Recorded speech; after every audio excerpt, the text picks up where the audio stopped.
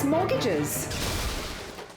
Some retired people find themselves in the difficult position of living in a valuable property which they own outright. Oh, boo-hoo! And yet, they don't have enough cash in the bank to live on.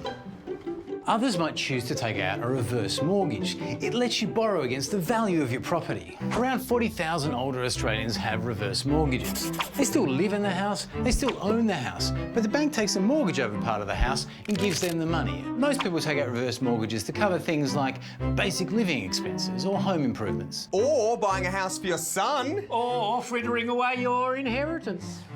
Caviar? But is a reverse mortgage a good option for the cash-strapped retiree? Why are you asking me? I wasn't. First, you need to figure out if you qualify for a reverse mortgage. Do you own your own home? Yes. Oh, I don't even own this avocado. You can only get a reverse mortgage if you're over 55. Everything's so much harder for young people. Lucky you.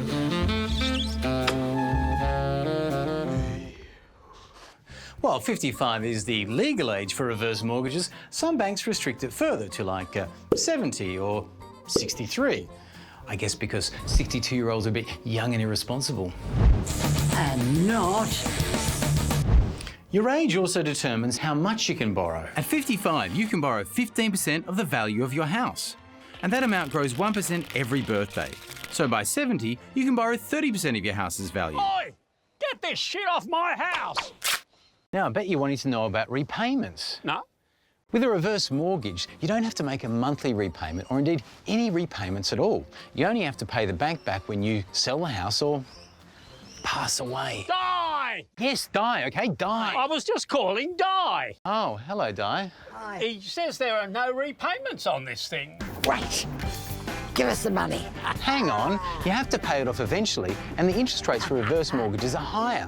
The average home loan interest rate is around 4.8%, but reverse mortgages are all over 6%.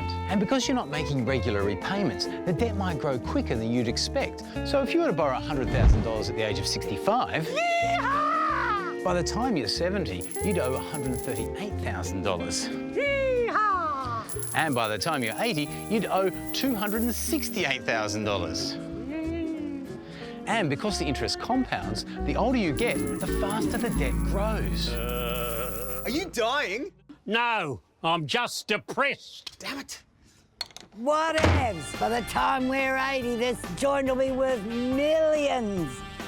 Granny might be right, and reverse mortgage lenders certainly promote them that way. Assuming a 7% interest rate and 3% annual growth in house prices. So after 10 years, Steve and Jenny have more net equity than they did before the loan. And that can be true in some circumstances. If your house price is rising faster than the cost of your interest, then technically you're not going backward. Hey, we've got a bigger house.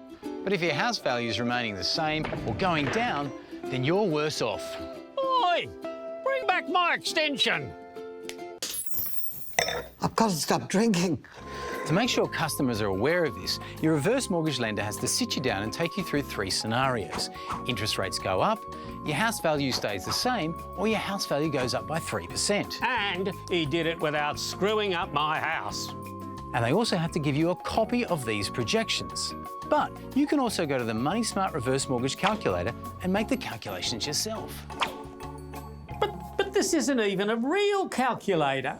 It defaults to a house price growth of 3%, which might seem conservative when you consider the double-digit growth in Sydney, Melbourne and Hobart last year, but less so if you're from Perth or Darwin and have just seen your house prices go backwards. Which is why... I so agree. Our terrace in Sydney has appreciated markedly since we put in the French doors on the observatory. Who the hell are you? Oh, I'm sorry. You were talking about property prices. We just presumed this was a dinner party. Damn it. At the very least, check that the growth assumptions being made seem plausible for your actual area. But remember, not even the experts know what will happen to property prices. Well, Phoebe said she's sure prices are going to skyrocket and... Yes. And just because property prices have been going up in some cities doesn't mean they always will. What goes up must come down. Maybe not. Now, you might be worried if you take out a reverse mortgage that there won't be much left for your family when you... That's terrible. Or that but the debt might be more than the house is worth. What? Oh my... But that can't happen anymore. What's he blubbering about? Any reverse mortgage taken out since September 2012 has negative equity protection, which means you can't end up owing more than the house is worth. Yeah, but he could still lose the entire value of his house. But not a penny more. I won't be here anyway. Give me $500,000. But even if you don't care about leaving an inheritance when you die, there are certain circumstances where you may have to pay back a reverse mortgage even when you're alive. I mean, alive. Huh? For instance, if you have to go into aged care, Sounds which good. can be very expensive. And if you've eroded a lot of the equity in your home, you may not be able to afford it. Some reverse mortgages have a protected equity option, which allows you to keep a specified amount of equity safe in the home.